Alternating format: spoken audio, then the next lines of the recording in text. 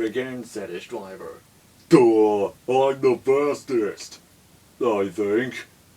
Speed isn't everything, but being reliable and useful is. You silly engines will never understand, because you'll never go as fast as me. I don't think. If you can't push cars properly, Henry, why not talk to a tree instead? You know how much you like the forest. As a matter of fact, Bossy Boiler, Sir Topham Hatt is inspecting the island for trees that are too close to the line. He's worried they might cause trouble. Ha! Laughed James. If I came upon a tree, I'd just push it aside. Really? We replied. I'm a plain speaking engine. Now get your freight cars and be quick about it. Yo dingeheads are supposed to be helping me, but you're slow as snails. We're proper engines, Rusty huffed crossly. We follow the rules. We can't send up more than 4 slate cars at a time. Then work faster, or kiss your jobs goodbye. Patiently. Later that day, Duncan was working the incline. I'll show you how fast a really proper engine can work. And called as he hastily biffed one slate car into another. And then another. Soon, Duncan had his 4 slate cars. Bada bing, nothing to it. Those slate cars will pay you back, warned Rusty. Slate cars don't like to be biffed. I think I know how to handle slate cars in this point in my life. Come on, I'm trying to be old New York here. Bada bing, boom, bam, and jets and stuff. That's my line of cars, huffed Bill. It's not. It's mine, snorted Ben. Yours is over there. It's mine. It's not. It's mine. It's not. Silly, snapped Bill. Silly yourself, grumbled Ben. Come on, come on. Push harder, you silly diesel, shouted Ben. Oh, Pa, snorted Bill. Ben was happy. I'm going to get new buffers, he gloated to Bill. Well, I should get new buffers too, Bill complained. We're twins. We do everything together. But you don't need new buffers, Ben teased. You're only getting new buffers because you're so clumsy, snorted Bill enviously. No, I'm not. Yes, you are. No, I'm not.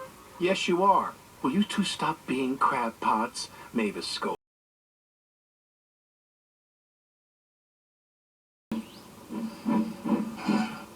Stop being pushy, Donald snapped. Don't call me pushy, Douglas snapped back. You shouldn't have pushed me into the cart, huffed Donald. You pulled me, you mean, argued Douglas. Didn't he? Did. Did, no. Did too. Stop being pushy, Donald snapped. Don't call me pushy, Douglas snapped back. You shouldn't have pushed me into the cart, huffed Donald. You pulled me, you mean, argued Douglas. Didn't. Did. Did not. Did too.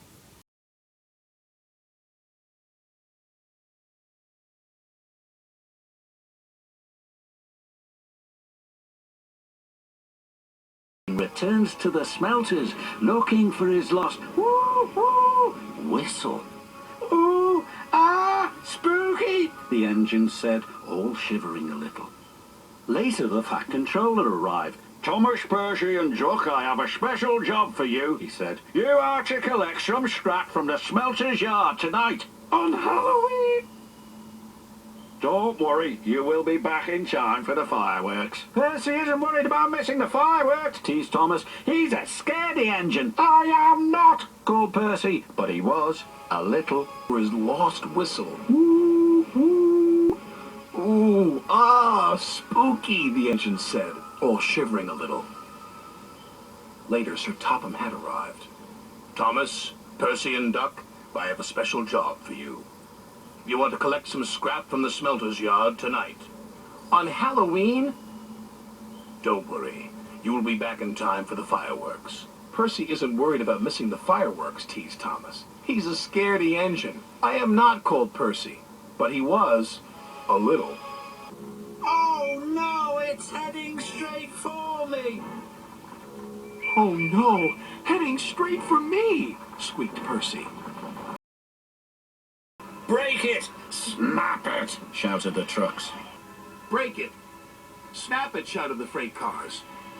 Alicia Botti Wascross. I can't possibly travel in a coach that riddled with a mice. Alicia's body was cross. I can't possibly travel in coaches riddled with mice. Sir Topham Hatt was very embarrassed. Just then he heard Caroline. I have to attend my wife's birthday party and I cannot be late. Please give me a lift. I'll try, sir. But Caroline didn't like going fast. I'm hot. My engine will overheat. And it did. Told you so. Caroline sadly. Bother, bother. Then he heard a loud whistle. It was George the steamroller. George was cross when he saw Caroline. Call yourself a car? You're a disgrace to the road. Find yourself a scrapyard. Caroline spluttered in fury. George's driver was more polite. Can I be of assistance, sir? Only if you can get me to my wife's birthday party, sighed Sir Topham Hatt. We can take you to Thomas, replied the driver. He's just down the line. Much obliged. And they rumbled away. But what about me? Wailed Caroline. I'll send for help, called Sir Topham Hatt. Stay there. That's all I can do. One day, he decided to talk to Oliver, the Great Western Engine. I'm always going backwards, Mr. Oliver. I have forward-thinking views. I could be a leader, if you know what I mean. You can't be a leader without a train to follow you. You don't have a train, Gordon said. Toad felt sadder still. Oliver wanted to help. You're a very useful brake van, Toad. You help me brake, and you keep my freight cars in order when we go down hills. I know, Mr. Oliver, but it would be so exciting to go forward for a change, instead of seeing everything sliding away from me. That night, Toad spoke to Oliver. I'm sorry, Mr. Oliver, if I caused you any embarrassment. That's all right, Toad. So what do you think of going forwards? It was rather fun, but truthfully, most unorthodox. I'll be looking forward to the future, busy going backwards, so to speak.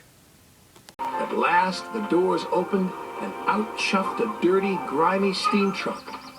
So you're the little puffer that's broken down, she sniffed. Thomas was cross. And you're just an old steam truck, he retorted. That would be vintage steam truck, snapped Elizabeth. And I haven't much time to get to your coupling rods.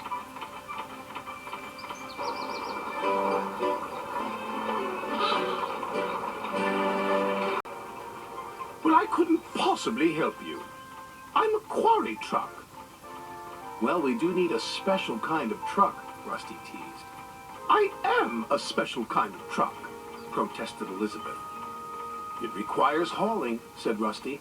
I can haul, said Elizabeth. And pulling heavy branches, added Rusty. Well, of course I can pull. So you'll do it, said Rusty. Well, of course, said Elizabeth proudly.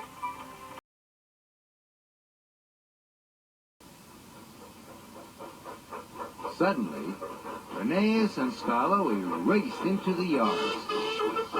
I'm the winner! No, I am! Who are you? Chuffed Freddy. We're the fastest engine in the hills! I'll show you who's fastest, tooted Freddy. If I get to the bottom without you bumping my buffers, I've won. Okay, fearless Freddy! Ready, steady, go! But Skarloey still looks sad. What's the matter? Asked his friend. I jumped at a noise at the wharf, Sighed Skarloey. and the foolish freight cars laughed at me. Now I'm a scaredy little engine, and scaredy engines are never really useful ones. Hello, Thomas, puffed Rosie brightly. What are you doing? Or me, chuffed Rosie. I'll come as your back engine. It was Rosie puffing proudly up the hill behind him.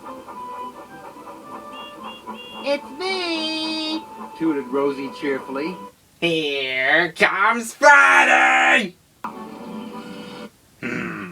This is very strange. Why were the skiers up at the ruined castle? and the fishermen up at the coaling plant, and the campers at the quarry. Bust my bumpers! The signposts must all be pointing in the wrong direction. I made the workmen rush. This is all my fault.